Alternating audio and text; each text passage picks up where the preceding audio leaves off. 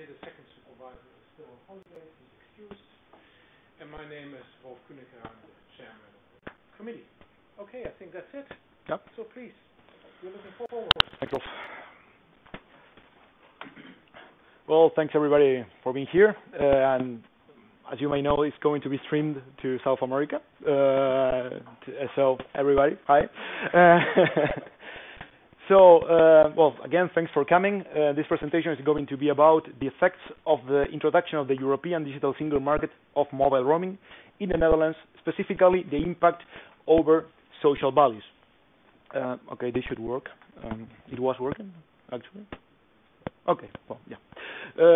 So we're going to talk about the research in context, what was about all the background of this, the objective of the research, of course, the questions, the methodology applied. I'm going to give a very brief explanation about what is roaming and the concepts, about what is public and social value. This is going to be really brief because we don't have time. I'm also going to mention about stakeholders and how we can represent the people, in this case the Dutch population. Also the results of a multi-criteria decision analysis tool called best-worst method, discussions and conclusions, limitations, and further research. So, the context of the research. This is a cross-border policy. It's not a Dutch policy, but it's a European Union policy involved in a digital single market strategy. This means it's involved in other policies. There are other policies involved in this strategy. For example, net neutrality is one of them that is touched by this digital single market. For example, the idea that you can have digital services across Europe with the same conditions as in any country. What I mean is that it's way more broader than just roaming. Also, this is not the first roaming stage. Actually, officially the fourth, although before the number one, there were already things done by the EU. The most outstanding marketing thing is the roaming like at home, that I hope that you had wonderful holidays and you had used your roaming like at home services. This is based on a market failure. This is based on a market failure that is related to the fact that according to the EU institutions, there was an immobility of prices I'm going to talk about later. And of course shows the challenges of the representativeness for a EU organization regarding different markets which behave totally different. So, this is the research question. How can we assess the societal values related to the implementation of the roaming like at home policy of the European Union for the case of the Netherlands? Just to explain briefly, is the societal or social values involved in the implementation of the roaming like at home policy? It's not the digital single market strategy, but it's the roaming like at home, the last stage worked, of the European Union on the scope is the case of the Netherlands.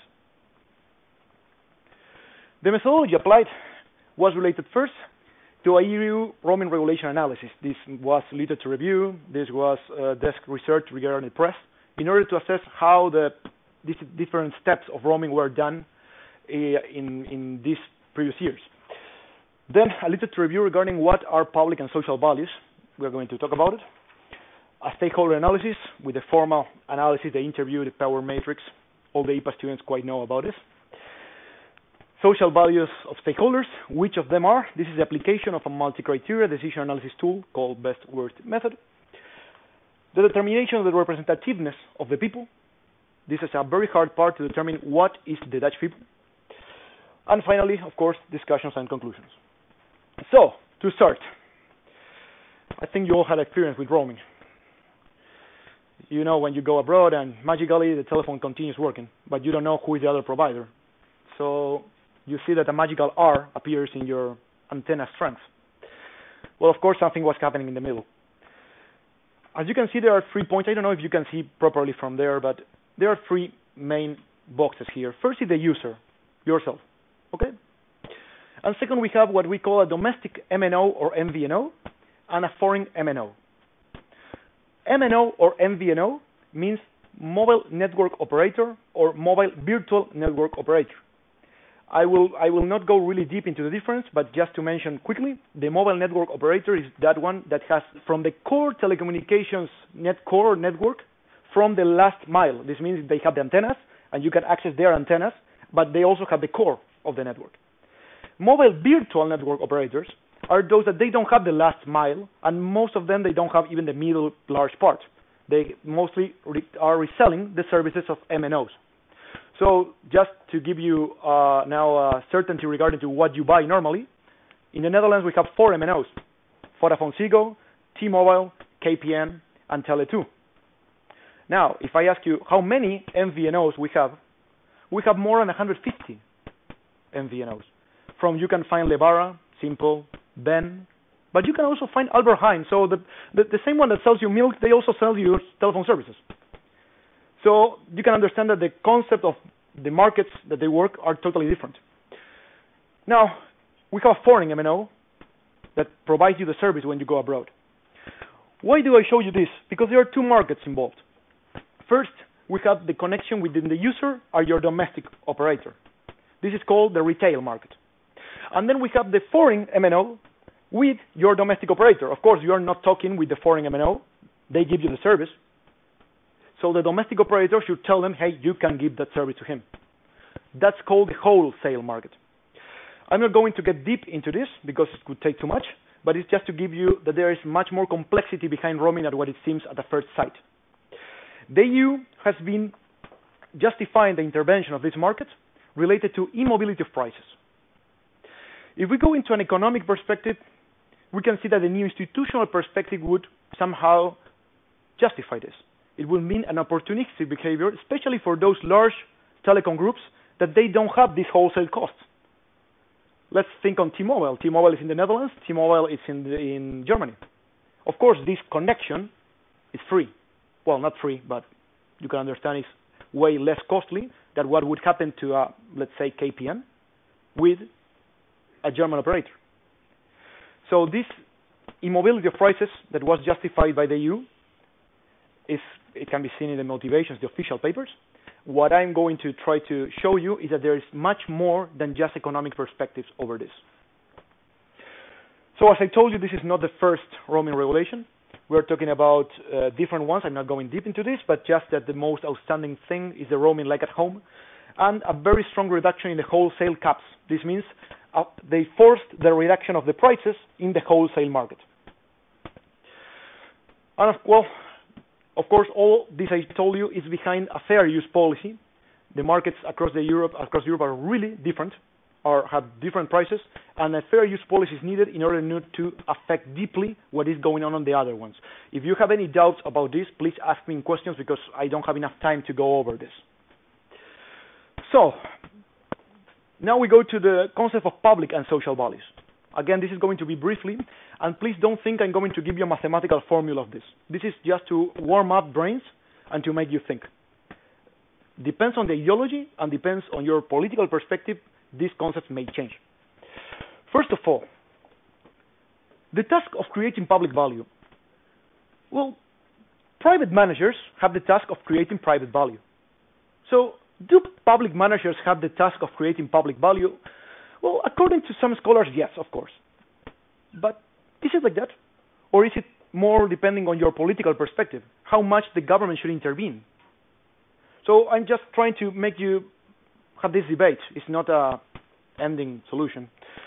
Also, let's say that the government should interfere only when we need a market perfection point. We need to make a market perfect, so we need to intervene. Now, well, you know, today I woke up and I need somebody to give me a finger. Yeah, a finger. Yeah, somebody can give me a finger. I'm willing to pay. I'm willing to pay, yeah. Okay, we could say that the market seems strange because I'm asking for something that the public is not really willing to give. Now, that could be considered a market failure somehow. We should regulate the market in order to make it work. Now, this clashes with the public preference. This is not ethical. So, saying that the government should only search for market perfection is clashing with human things. And one is ethics. Other thing is that if we go into a neoliberal perspective, we would say that self-interest is the main motivator for giving value. Now, it's only that. Isn't public interest also another point? When we see other people benefiting for something, we give a value to that, even though for us maybe it's not that good or that beneficial. Talbot also not only mentions self-interest and public interest, Talbot is a scholar, sorry, but he also mentions procedural interest. This means that even if the idea that is being applied is really good, maybe it's applied by the dictatorship. I don't like it. So what I'm trying to show you is there's much more complexity going around this. Also, the original institutional economics perspective mentions there are three things humans want: equality, liberty, and security. Now, okay, let's go into the self-interest perspective. Security could be self-interest, yeah. Liberty, yeah, freedom could be self-interested. Equality doesn't seem that much. So I'm just trying to make you warm up that mind. I'm not giving you a solution, but just to show you that the neoliberal perspective seems to fall short in this point. Moore talks about the degrees of publicness, and he mentions two questions. Let's think, if we think about us individuals, what do I think is good for me? Now, if we think about a government, we could say, how do we citizens want to use the powers of government to create a good and just society? It seems kind of strange that individual questions like this are the ones that determine these ones. Is it like that? Is it like when we have a public value, it's just a combination of individual values, individual people asking this? So now, I made some comments about what is public, but now we have the concept of value. Here, it's an adaptation from Ad Corelje and Groenewegen. I say it in Dutch properly. And if you can see, we have an economic cost and an economic value of any policy. But is everything measurable? Are we actually seeing everything? Well, I think it's not. And I think there are a lot of intangible externalities that are not based in any economic theory, or at least the mainstream economic theories. So if we have a policy, and this is a great part of the research, if we have a policy, we shouldn't think only on the economic impact, but something is more, something is over that. Now we go to the social value, and this is an adaptation I made for a definition. The social value of a policy can be defined as the worthiness, this means it's not always a monetary thing, but the value of it, that the socially collective beliefs and system of beliefs, those that have read Hofstede may remember something of this, give to the policy. What I mean is that the social value of something is not universal. It depends on the culture, maybe the nation. And those values that determine the social value of the policy can be considered within the system of beliefs. This means the culture. This is just to give you an idea that the social values cannot be assessed universally, but they should be assessed with cultures, with nations, and well, we could subdivide even to neighbors if we want. Now, let's stop with the theoretical part. You get bored. Let's go to the part of the value research.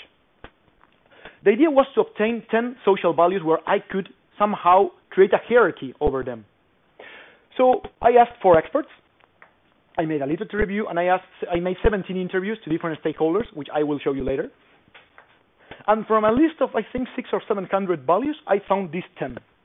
I'm not going to explain specifically which is the definition of them, but you can see that there is a short list with different values, with the idea that they don't overlap as much as possible.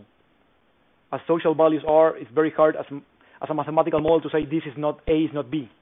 So the definitions may overlap somehow. Related to stakeholders, this is just to see the complexity of the policy, but we have 6 groups: the European Union, the telecom lobby groups, the telecom operators, the regulators, the consumer groups, and the Dutch government or political parties. This is not hierarchical. Don't assume that this has a hierarchy. It's just a way of showing it. You can see that there are very different connections.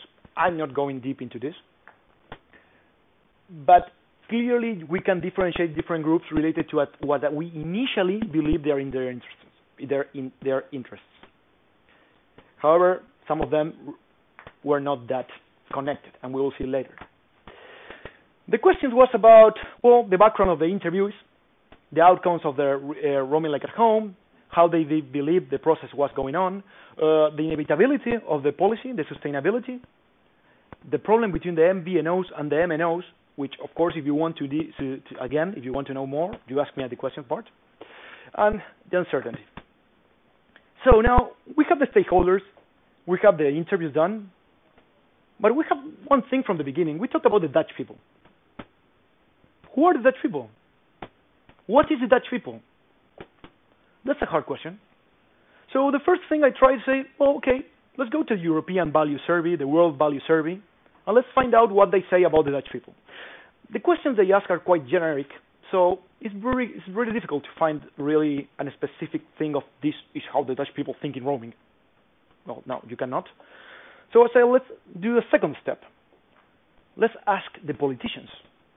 Well, yeah, you have a very good political system. The elections were this year. Was quite a good turnout on votation.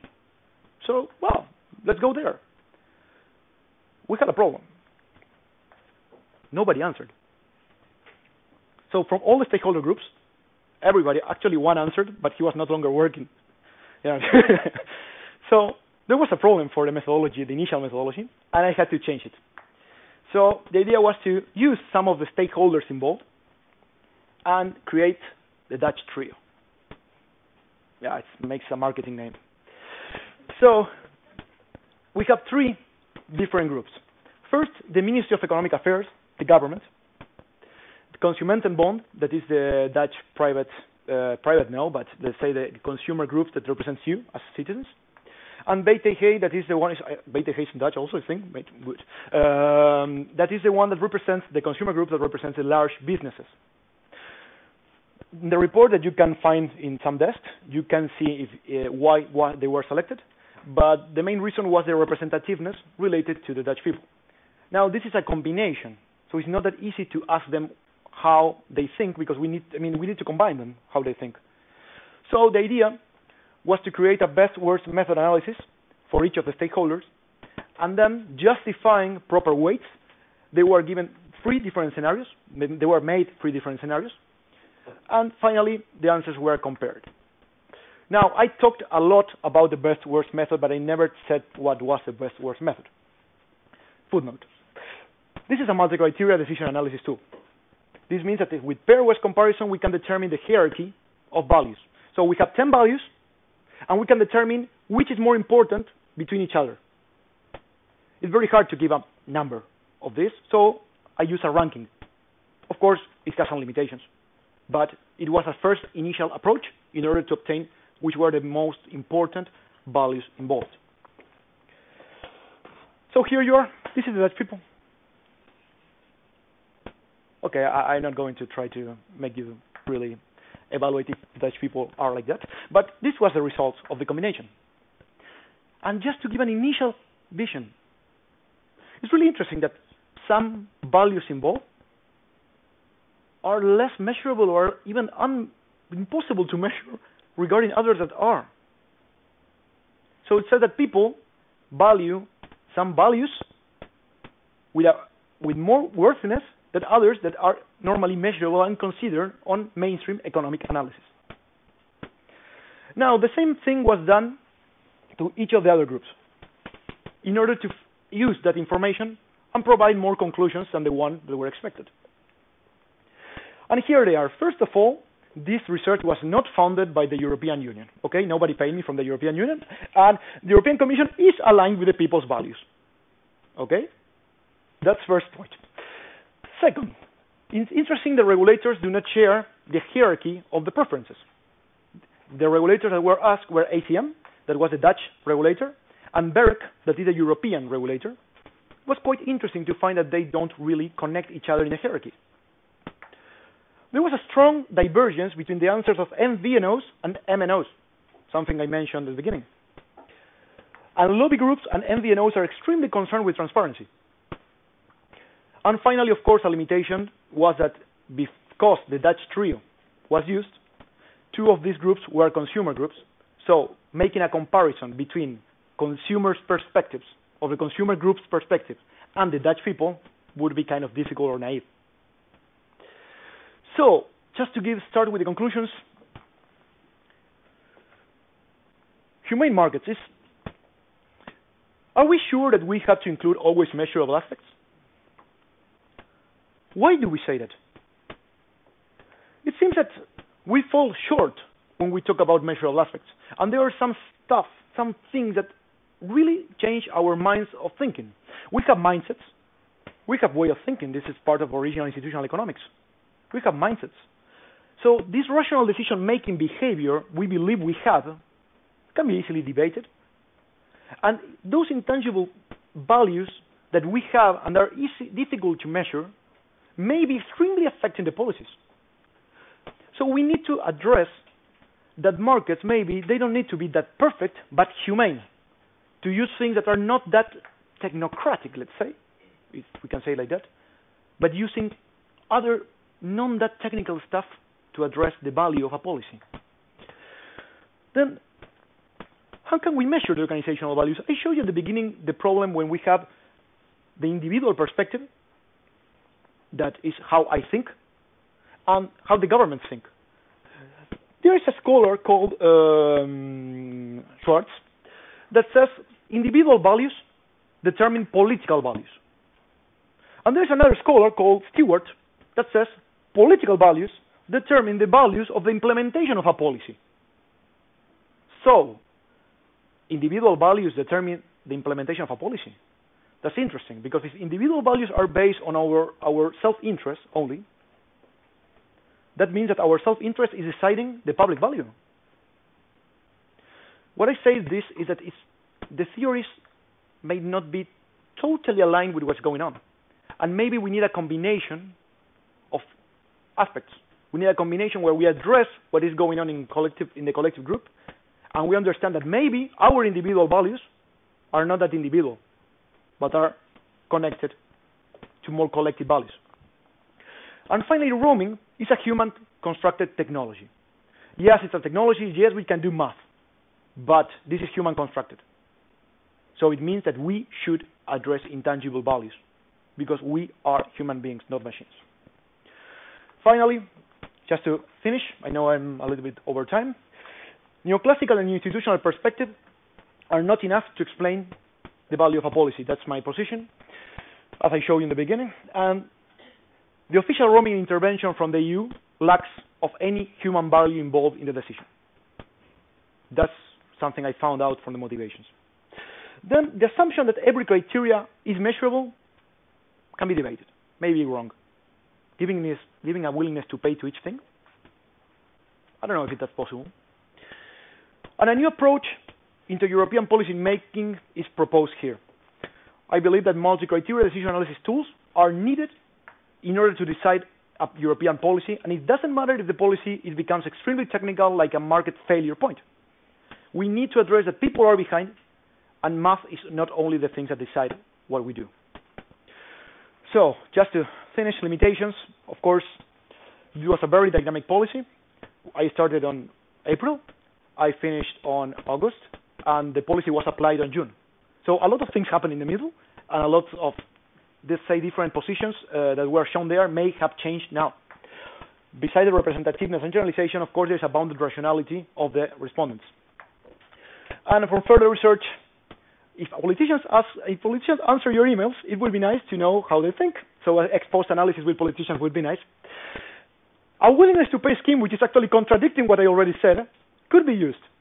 Using a utilitarian perspective to give some value to those values I'm saying that are difficult to give, just to try, to see what happens.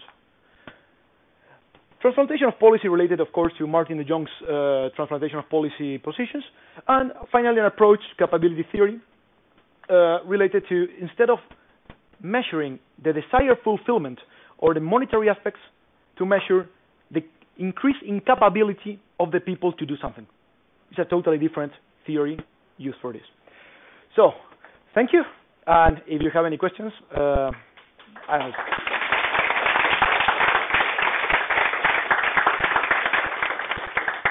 Okay, thanks.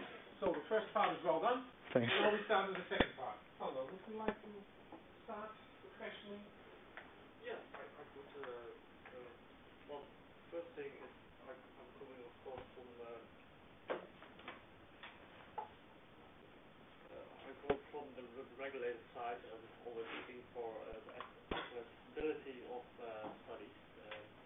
And I was wondering, do you think the methodology you use be already used in assessing policies? Currently in the Commission, when they propose new kind of regulation in telecoms, and they always make an impact assessment, which is totally based on new classical insights. Mm-hmm. And as you are advocating, it would be much better if also the social values are being taken into account.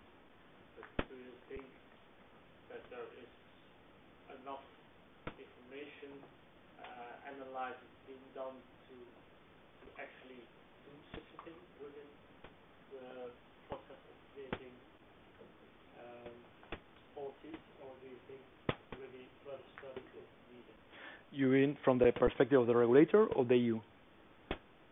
Well, in general. In general. Yes. From the regulator, because from the regulator perspective, it's kind of difficult to go into the social values because it's much a more technical, let's say, economic institution. Now, from the European Union, of course, there are policies that you need to be fast, and you need to take decisions quick. Now, if we have a strategy, because this is within the digital single market strategy, this cannot be only based on justifying things on a technocratic perspective, at least in my opinion, related to economy. I think if we have a strategy related to more than that people are involved, we should really address it with social values. And if you ask me if this framework is enough, no, it's not. It's not, and it needs further research. It was based mostly on difficulties I found here in the Netherlands, and it was based, for example, in one strong limitation that was asking one person from each organization to give me the perspective of their organization, as if this person was totally representative of it. This is one limitation I have. So what I mean is, I'm not trying to create a framework, but to mention that at least with these results and with this theory, it shows the need of a formal framework in order to address what is going on in the social aspects that should be considered within a policy. I don't know if I answered. For me, it's clear that you're saying, well, it's very important to go further in this field for studying. Yes. Be able to create a framework. Yes. To supplement the traditional impact assessments. Yes. Yes. Another question, or is this sufficient? Okay, good. Yeah. Okay. Juan Pablo, thanks. Nice presentation and a nice piece of work. But of course, some methodological issues are still there. And one of the things you're complaining about, and maybe I should cite you, it doesn't seem acceptable that political parties, which are the ones responsible for representing the will of the population, were the only group that was not interested in helping with this thing. And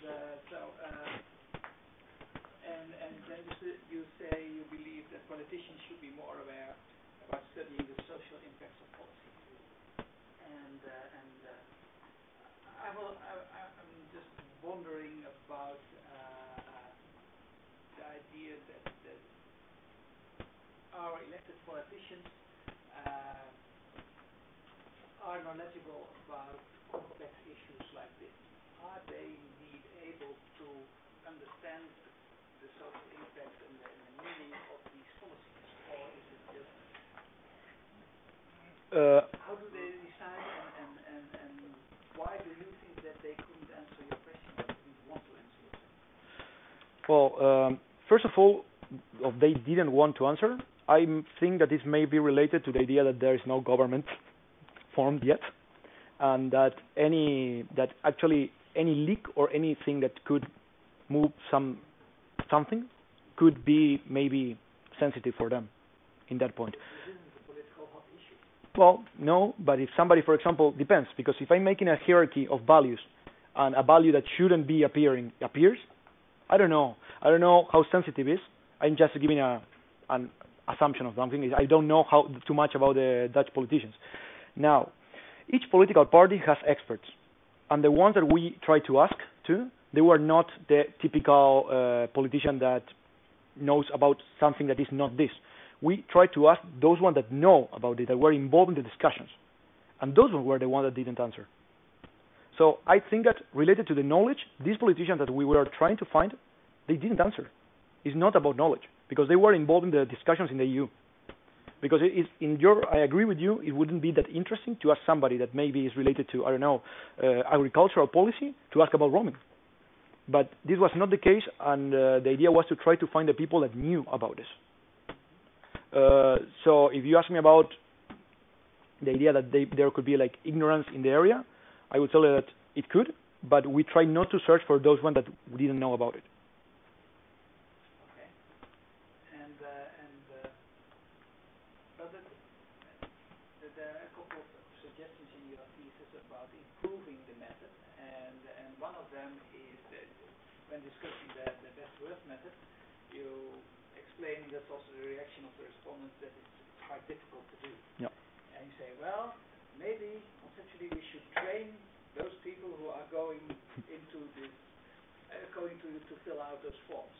And but would not that undermine your objectivity? Because it's a hard question. Make them want to please you because you are this nice guy providing the cookies and the coffee. Well, the best-worst method, unless it is applied with a very, very few criteria, it is always hard to do. Actually, I discussed with the best-worst method was developed by Jafar Resai, and I discussed with them, and he acknowledged the difficulty with it. Now, every analytical hierarchical multi-criteria decision analysis tool used has a very similar problem, and I couldn't reduce more than 10 values, the list of social values. So I agree it's a limitation. I agree that I'm saying that we should train them, and that in somehow, yes, it could undermine, but it was, sometimes I had to talk with them because they really didn't understand how to apply it. So it's not maybe training them and making them lose. I know that I'm in this gray line where I say something and maybe change their opinions, but I don't think it's another way to apply this method, because it really makes complex, and it really makes people to, let's say, not really understand, and they get lost. I've seen a lot of best-worst method examples, and even with examples of 5 criteria, people got lost. So I couldn't find, I read about the multi-criteria analysis tools in this, and I couldn't find any other similar tool that could give me a ranking, and at the same time could lead people in a more, let's say, linear way. Each of them has its own problems, especially regarding to when people are willing to answer or not. I think more than understanding, sometimes it was the will and the time taken to answer.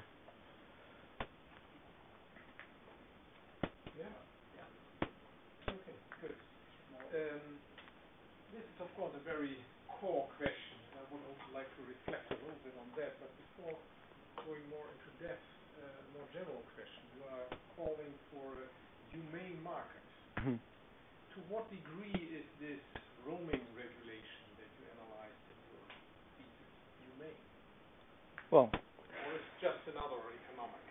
No, I think that actually, seeing from the telecoms perspective, roaming is one of the most humane. It's one of the most policy that needs to be addressed with the humane markets, especially with regarding the idea of one Europe, the idea of the European Union of integration. Integration is not just money. The people are not voting the EU sometimes only for money, but for something that is way beyond that, and that is not always addressed on tangible values. So I think that if we only go to economic terms, maybe it's good, but there are much more things. The idea that a person can travel across the country, or travel across the borders, and feel as if it was in the same country, that's an idea that shows intangible value that is way beyond the classical one, and that people maybe are willing to give more than what the economic analysis gives to that. So that's why I think that roaming specifically shows that if we need to address what is integration in Europe, we need to see way beyond economics. It's something more than that. Do you recognize this need to be more humane also in other infrastructural sectors in Europe? Well, I think that sometimes and this is a really personal opinion, but I think that, for example, in the economic area, in the European Central Bank, sometimes decisions were taken too technocratically and less in the humane part. And maybe right now, some, let's say, Eurosceptic groups are based on this lack of humanity because of this behavior. And maybe the technical behavior is good. Maybe the theory tells you do this, but we are not machines. We have something more, and I feel that losing that humane part is what breaks the union. Okay. You use this table of Moore to demonstrate Yes. different approaches to value space. You can put that on the screen. Yeah. Yeah. This one. Yes. And you also explained that these are the individual values, the material welfare, and this is something how citizens want the government to behave. Mm-hmm. And this is, of course, and you also discussed that in your presentation, this is a challenge. Yes. From here to here. How did you solve this challenge in your approach? You're struggling with this. Yeah. You're struggling with this because you're asking individuals, politicians, or people from the consumer associations, what values should be here? Yeah. That's what I think that depending on the economic perspective is what you answer for this. If you see from a really neoliberal perspective, I don't think there is a solution here. Because you find that you always ask for yourself, your self-interest, and you somehow have to adhere. But according to my perspective, and I think it's connected with the original institutional economics and with Talbot, it's something more than there. So people don't really ask this. They ask much more than this. And this is a combination of questions that make people decide or vote or agree or not with a policy. And that makes this. So my position here is that it's not jumping from here to here, but from here to here. Yeah. And that a combination of these questions is the one that determines that people decide where to go. So it is difficult if we think from the neoliberal, but if we go to a more complex theory, I think this can be addressed. That is, I think, a very difficult issue, but it again raises the issue, which was also mentioned by Bert. Is this methodology you applied sufficient to bridge this gap? To ask people what kind of values should be addressed here? Or could you imagine another kind of methodology to come up with some kind of list of values that should be considered if we would evaluate this roaming policy, other than asking people? I think that when you ask somebody this question directly, they answer totally different answers than from this one. Yeah. Now, at least what I see is that from my perspective, the social value part, I can address this part, which is not addressed here, because it's the welfare of others, the duties to others, and the concept of a good and just society. And I think that the social value concept has all this involved. Now, if you ask me if my perspective determines this, no. My perspective helps in giving these answers in a, of course, not in a written way, but in a hierarchical way, so that when we have to decide, we use this one that could be actually applied in economics, in a self-interest behavior, in a neoclassical position, and we combine it with this, that can be seen, in my opinion, from my social value chart, because this is people thinking on others, and that is where I think that the combination of both approaches can give the answer to this. But is this methodology of interviewing people the only way to determine these values, these interpersonal values? These are not individual values, but these are values we share, and which are not dependent on individuals, but on a group of people. Well, Is asking people the only way to do it? I think the traditional way that was always done was with politicians, and that just when you vote somebody, you vote him to answer this. Yeah, but he is acting like this. Yeah. He has his own individual interests, his own welfare interests, Yes. and he might claim that he's doing this in the public interest. Yes. But politicians are just humans, isn't it? Yeah, they are. Yeah, they are. However, so how could we resolve this from a that's a good question. methodological point of view, other than asking people? Do you have any idea about that? Well, I use the value. I don't know if the value surveys were enough, but that's also including asking people. Yeah. What about literature review or review of newspapers? Or the problem is that when you lose the objectivity reading that, and I found out that, for example, there were some other research done, that the idea was to try to find these values from the desk research, and trying to find a list. I actually did. Some of the values were found by that. But then, for example, assessing how much a society wants something with the press, I don't think it really fits, because actually there are presses, there are newspapers, and there are media that are stronger than others, and there are minorities that are not heard. So I think that although it could help, it could add value, I think that the best way to do it is still going directly to the person. And I agree that the politicians may behave individually, although they were voted not for that. But when normally, I use this Hofstede point that it's asking a lot of users to determine the values of a culture, a society, a region. And really, if, for example, I go into the newspapers in the Netherlands and I start reading which are the most important values or how they decide, I don't know if I get a better idea.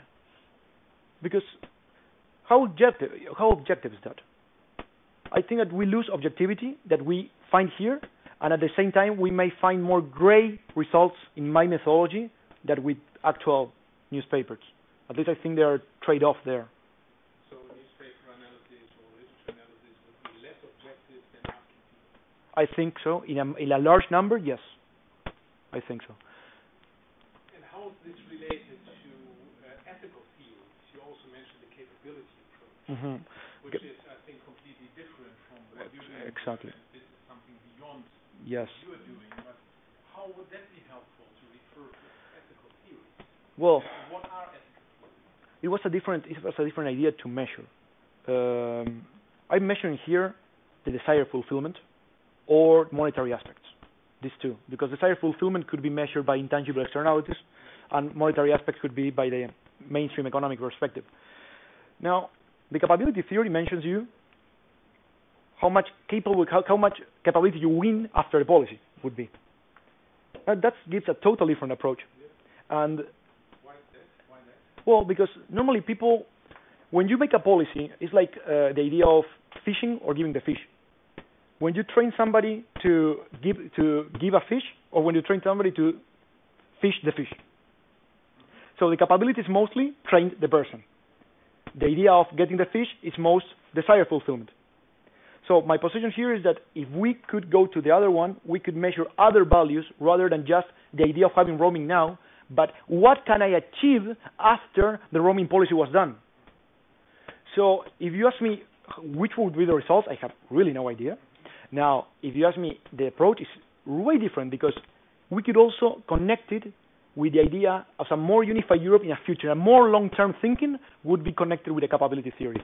So, and if I go to the second point of the ethics, I think this one is shown in not only in the capability theory, but in the one before, that, and it's connected also with the comment I made from the European Central Bank, that we could go into market perfection and we could search always in market perfection, but there are people behind, and there are ethics behind. And I know I put this case of the finger, which is extremely extreme, but there are a lot of markets that are addressed only because of technocratic things. And ethics are behind, and somebody may decide, for example, I don't want to take this economic policy that is good for me because another country is suffering because of this policy. And I see that this is something that is not happening in Europe, and this debate is not happening specifically in that point, but this could be connected with other policies which are less impacted by this. Yeah, thanks. I think this is quite clear. Just to add to this idea, of course, is elaborated by Amartya Sen, an Indian economist who got the Nobel Prize for this. And he's one of the developers of this capability approach. And his argument was that traditional economists just measure welfare in terms of economic welfare. And his argument was it's not the economic welfare, but it's the capability of people to make choices. The capability of having access to education, having access to public transportation, a good road system, which is important if we want to determine the societal value and the societal welfare. And I think that is precisely in line with your argument. But I agree with you that it would be a completely different approach. Yes. And that's beyond what it is. Okay, we have 15 minutes left for questions from the audience.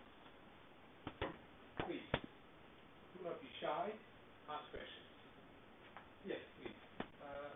So if I want to clarify first, so you are suggesting that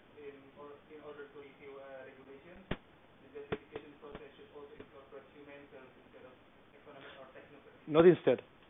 Not instead. But as a complement. As a complement, exactly. Yeah, and in this case, for instance, for the roaming regulation, the human failures were not really taken into account explicitly in the justification process. In the official justification, they were not taken into account. Now, if you see politicians, if you see the European Commission, what they say in the press, that seems different. But in the official justification, where an impact analysis should have been done maybe on these things, they are not. Why do you think that such human failures are not usually taken into account in the official document? Is there actually any drawback of including the human failures into the evaluation that makes practitioners who do the evaluation exclude that from the analysis? Do you have any opinion about it? I have 2 points there. First, I believe that there's much more easier to work with economic numbers than on this. Thus, first point, it would be easier to make an impact assessment related to social values, to economic values, than with social values. That's first. And second, I believe it could become subjective.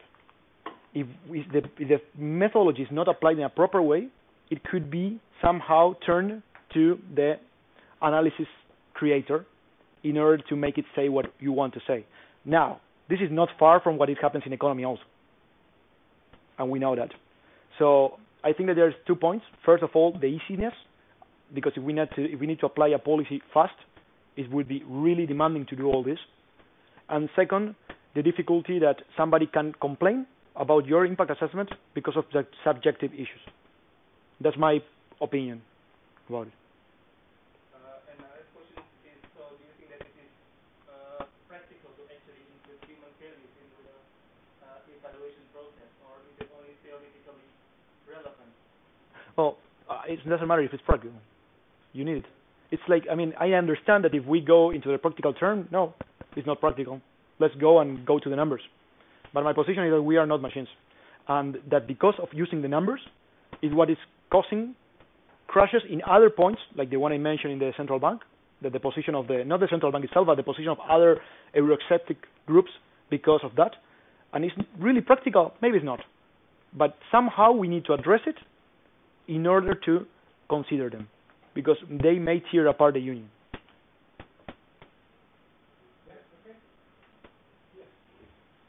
Well, thank you for your presentation. So if I understand correctly, in the end you had a ranking of, there were 10 values that were representing the Dutch society. Yep. So my question is, because I was wondering to what extent is this ranking only a snapshot of the current beliefs of the Dutch society? To what extent do you think this will still represent the Netherlands in 5 years, in 10 years, or perhaps 20 years ago? Could you say something? That's difficult. That's really difficult because, for example, this is really personal. It's not something I can justify with numbers, but I don't think that, for example, economy and prosperity would fit the same right now in Greece. They maybe would be here. So this means that a temporary effect could affect actually the social values of a nation, and I agree with that point. Now, we understand that these are the economic terms. Instead, we have social ones. I think, and this is my position, that the social values may change in hierarchy, but all together in block. Not that much in the positions in itself. That's my position on this. I think that the ones that are tangible could easily change regarding to the positions of the economy, for example. But these others, I don't think the society changes that much. The idea of fairness for a country, the idea of freedom, the idea of universality, those are things that are beyond the economic perspective. So I don't know if I answered you, but I don't know what's going to happen. But I think that the bloc itself could move like this without considering those tangible values that, yes, regarding specific moments could change. You've also partially answered my follow-up question, which was not really related to the time, but more geographically. So how this ranking will really differ from other European countries? Good question. Do you think it would be really different, or because we're all European, it might be similar in the end? Besides the tangible ones that could really differ, and this I didn't study it, but I can base it on what we did on Hoftene. I think that they change a lot depending on where we are. And I think that what an Eastern European country right now, a Baltic country, let's say, could think about this is totally different. Maybe the idea of fairness is not such a worry right now, but more universality because the service is not over each country.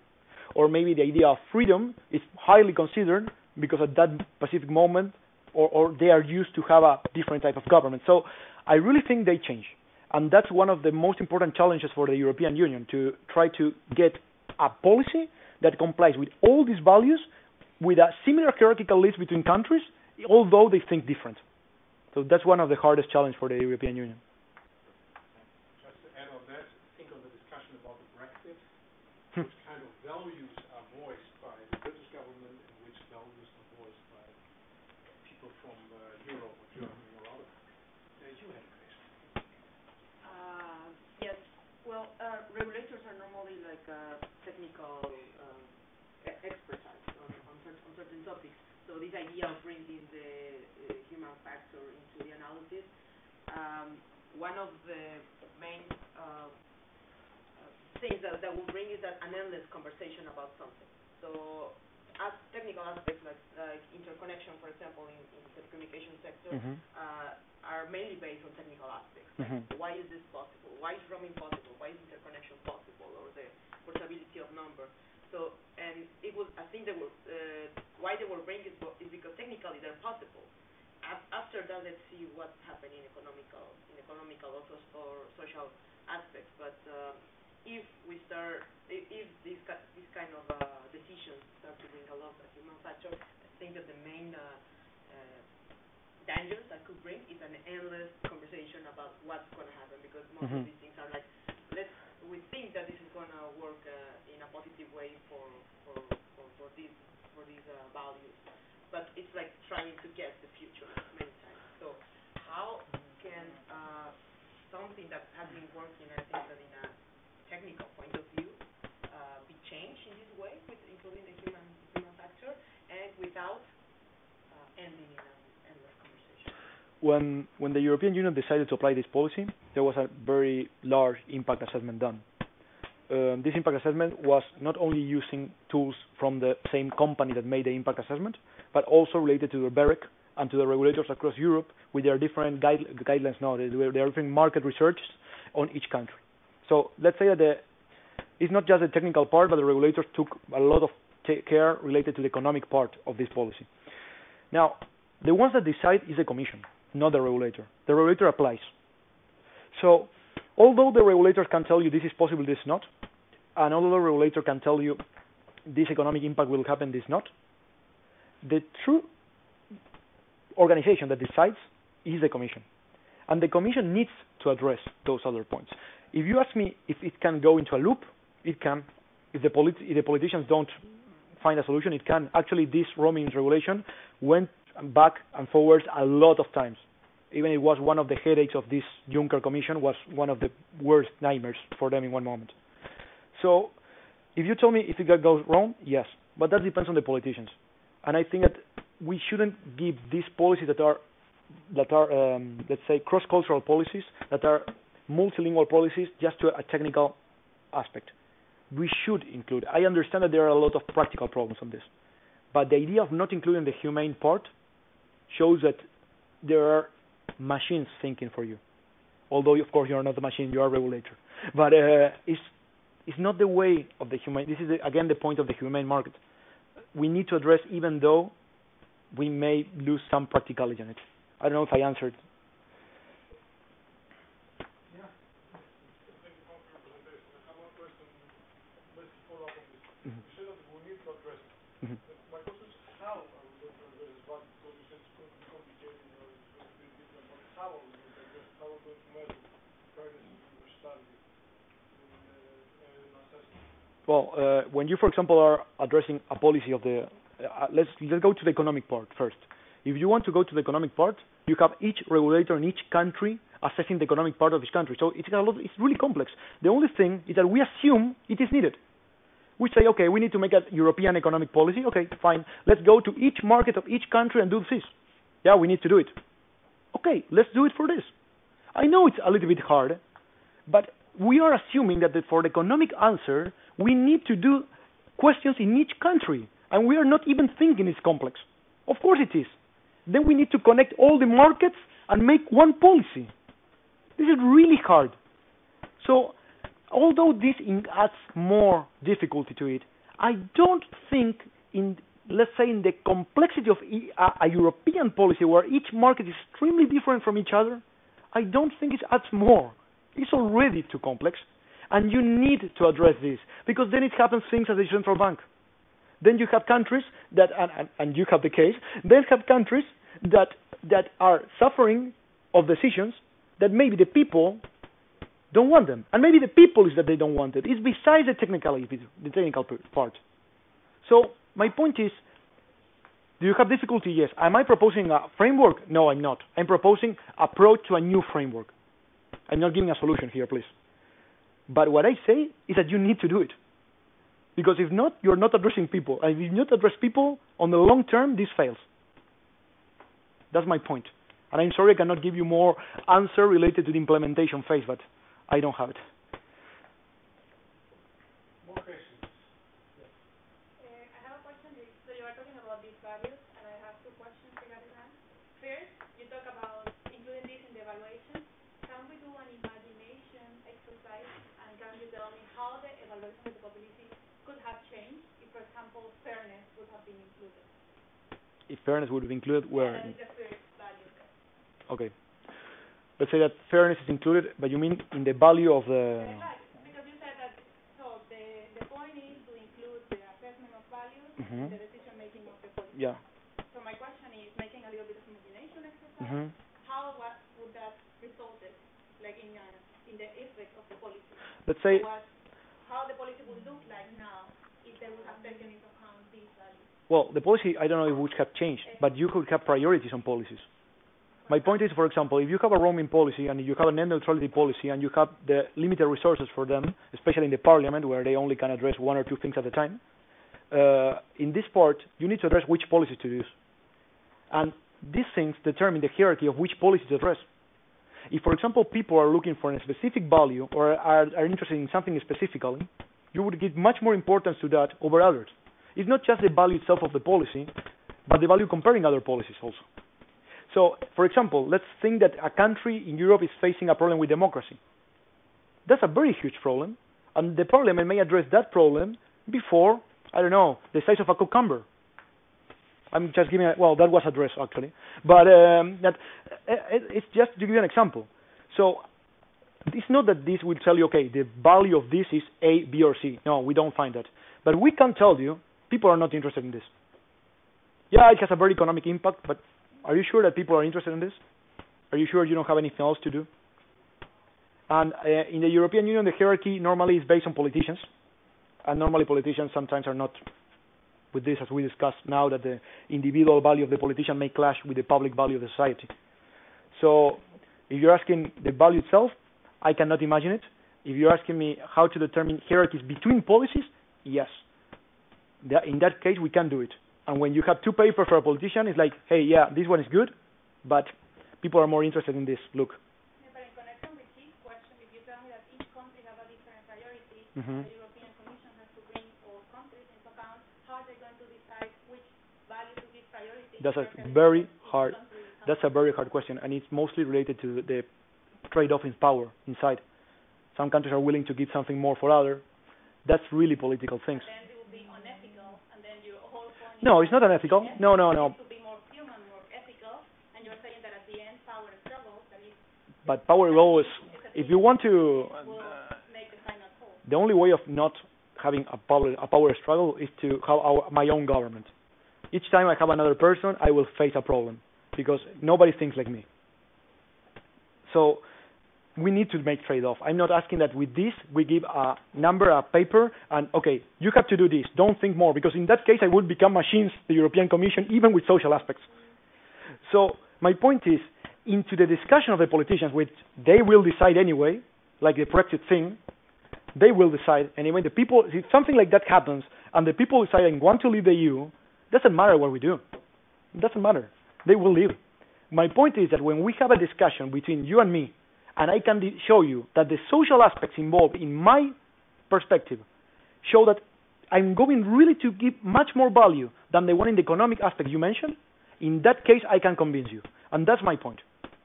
Okay, so you're pointing this out as the first step for then having a discussion on yes, of course. In the European Commission. Yeah. Democracy.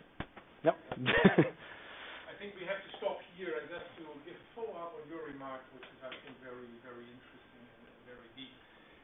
looking at the Greece finance crisis from the European perspective, it might be fair if the Germans would pay the debt of the Greece.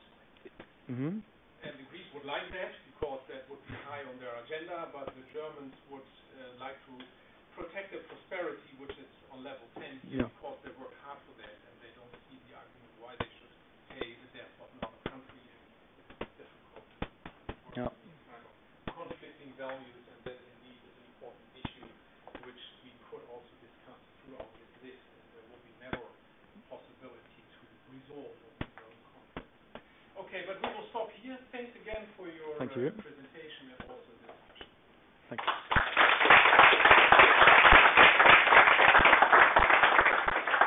So the committee will now retreat for some 10 minutes or so, and then we will be back to report. Okay. Okay? Okay. Good. Thanks.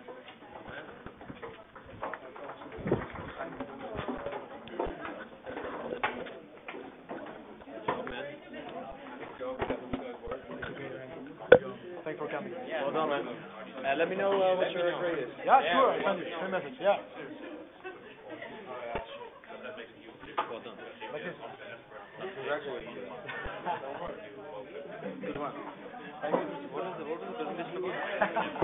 It really works. Really good job. Really good Like job. this. Yeah. It's really impressive. You're really affirming. Whoa, what a... Are we allowed to have this from the beginning? You get my idols for Really, you like this? my idols. I'm getting feedback from mine.